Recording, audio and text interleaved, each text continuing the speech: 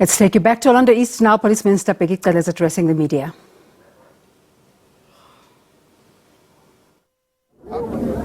Plus 130 empty cartridges of AK-47, which means those people that were there were really meant business of killing. AK at any given time, you put 30 bullets on it, which means time and again they would reload that AK.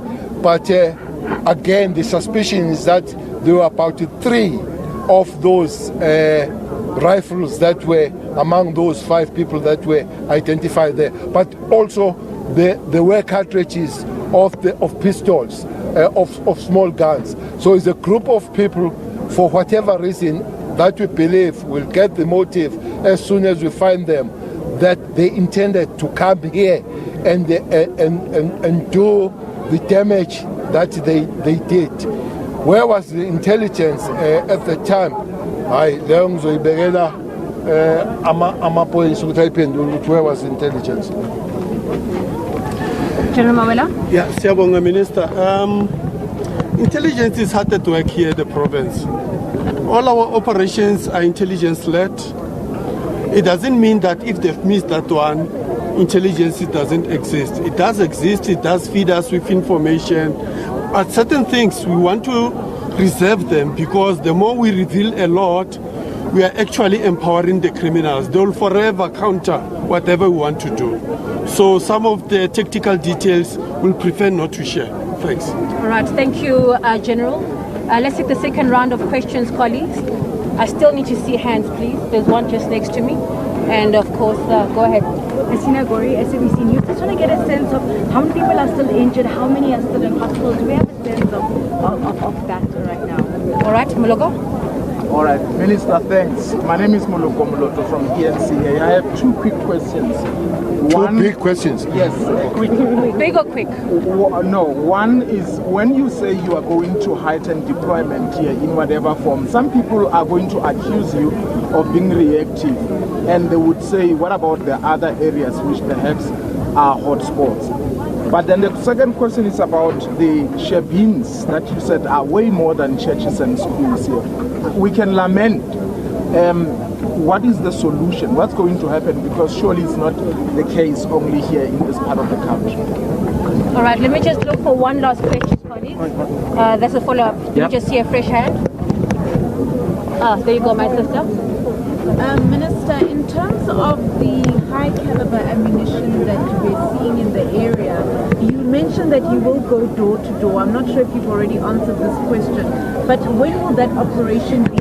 And will it be actually every home that you go into? All right, the last question, Minister, for this press conference. Thanks, Francis. Puleli Tweety Jones again from ENCA. Minister, do you think that the July unrest contributed to this? I mean, there were allegations of ammunition that went missing, excuse me, and people having stolen ammunition.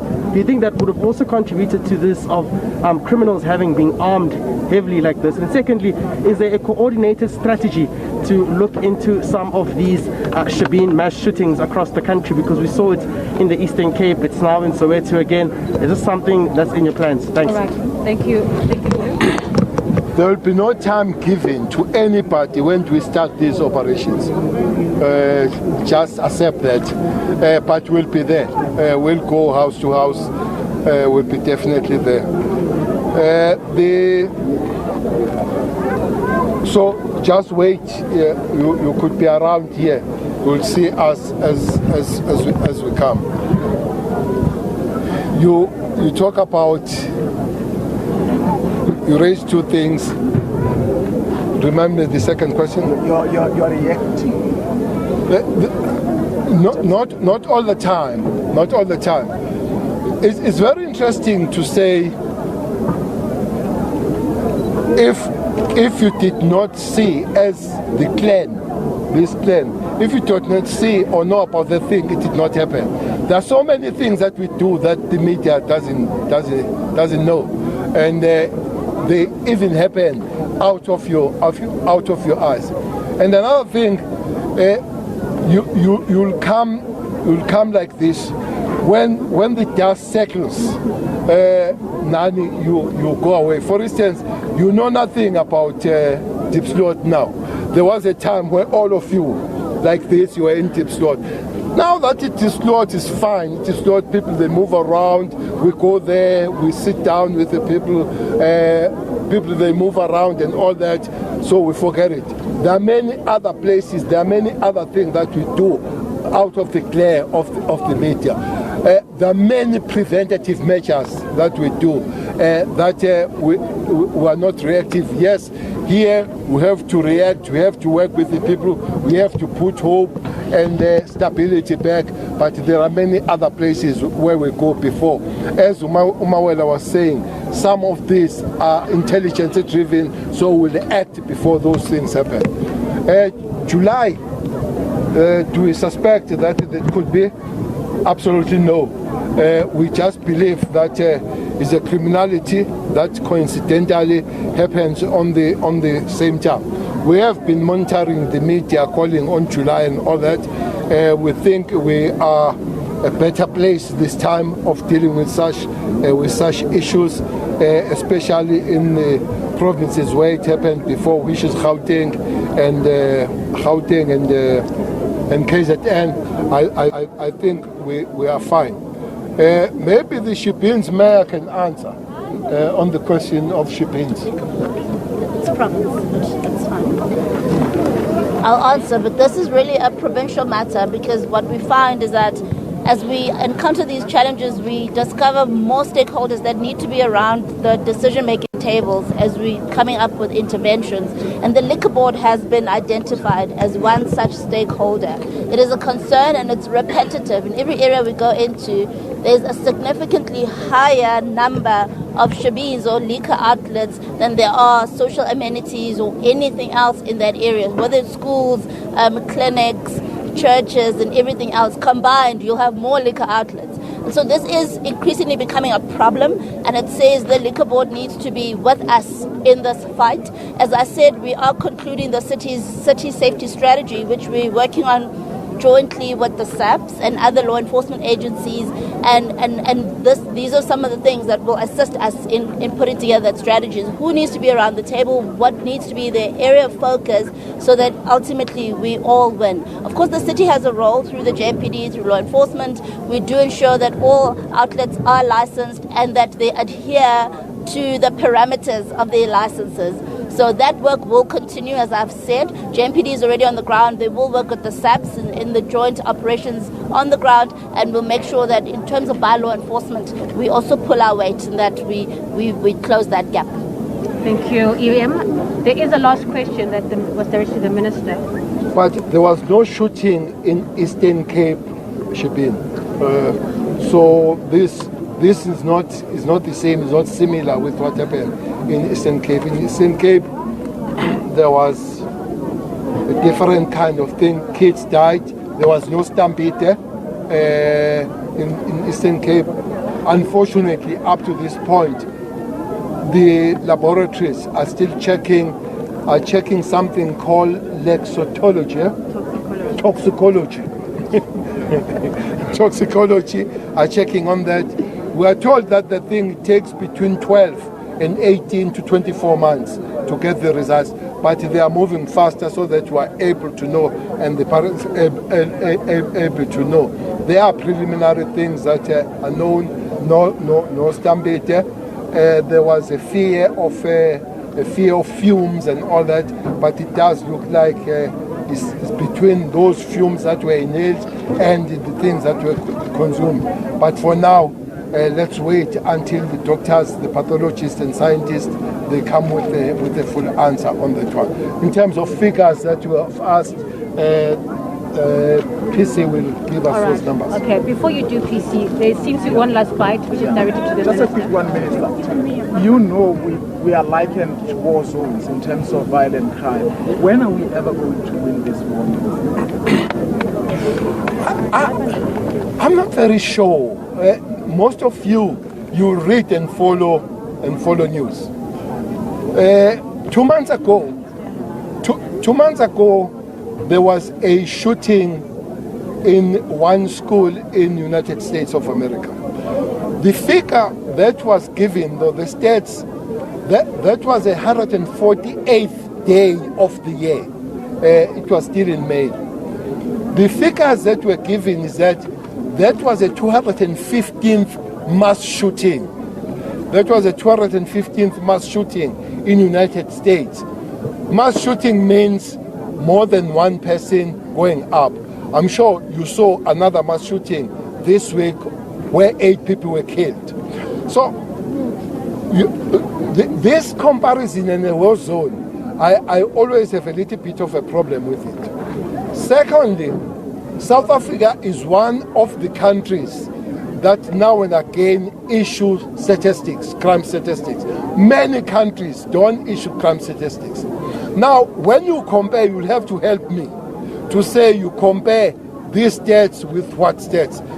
Countries like, especially Latin America, your countries in Brazil and others, don't give crime statistics. So don't come to me and then we're worse on that, as if we have the world statistics. We don't. That does not mean that we're not a violent country. We're a very violent country. We need to deal with that as a community, as a state, as a human race in South Africa, including every individual, including every family, especially on the gender-based violence. Families will have to really play a very serious role, as I've given the statistics that more people are raped in their own houses by the very same people they know. Indeed, we'll have to work on that. But to say we're worse than the world, that keeps coming. I visited 2-3 months ago. I went to one of the countries, Nigeria, and I asked them their statistics. They say, we don't do the thing here. So now, this comparison, I hope one day you'll be more discreet in finding what are you comparing us with. Yeah, definitely we'll have to win. We don't have an option. We'll have to win. By the way,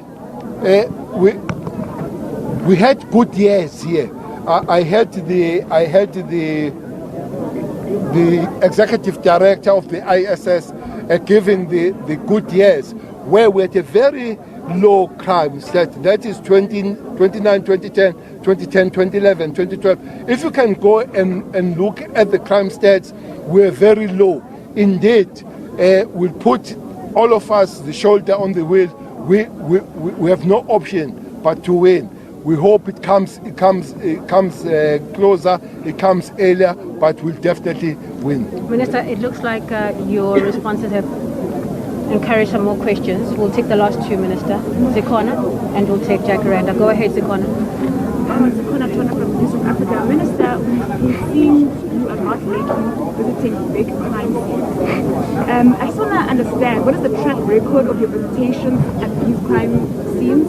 And what is really the purpose behind you being there on these big crime scenes? All right.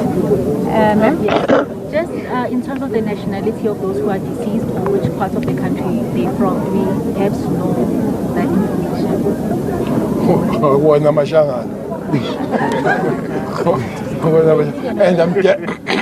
And I'm definitely not going to give you that nationality. People can complain about Shaganes and vendors and Zulus. I'm not in the league of complaining about and exploiting people in that way. But it does look like most of the people that got injured and come from the province of KwaZulu-Natal. The big number comes from there. This visitation, Zikona, is not necessarily to come to the crime scene. It's to come and speak with the people in that particular area. It's to come and address and brief them and be able to work together. I hear people saying, what are you doing in the crime scene? Crime scene is not mine. Crime scene is theirs. But addressing the people is not theirs. It's for politicians. So it's nothing wrong to come and brief the people. As yesterday, we gave a lot of space for investigation, the teams and all that. You are here today because the community wants to see if we're checking them. But another thing, there was a lot of call yesterday, Bheki Cele. So you need to come and respond. It's got nothing to do with investigation, but at the same time, we need to be with the communities and try to put some hope and some explanation and some form of accountability. How far do we think we'll go? Thank you, Minister. Thank you, colleagues. Okay. Mike's. Oh yes, colleagues, we're just told now, as true to the promise by the SAPS and GP, there are those 5 vehicles that are going to be taken to Orlando Stadium. They are on the other side. Colonel Mate will show you where if you're interested for visuals. Thanks, team. Minister can also Thanks, walk Minister. about to check to inspect the vehicles. We've got it. Can you please step out?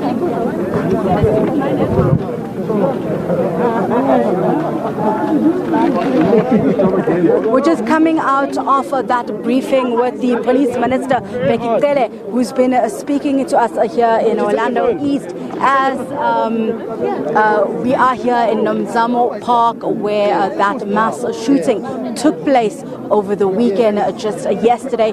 As we remember, 15 people so far. That is the number of people who were shot.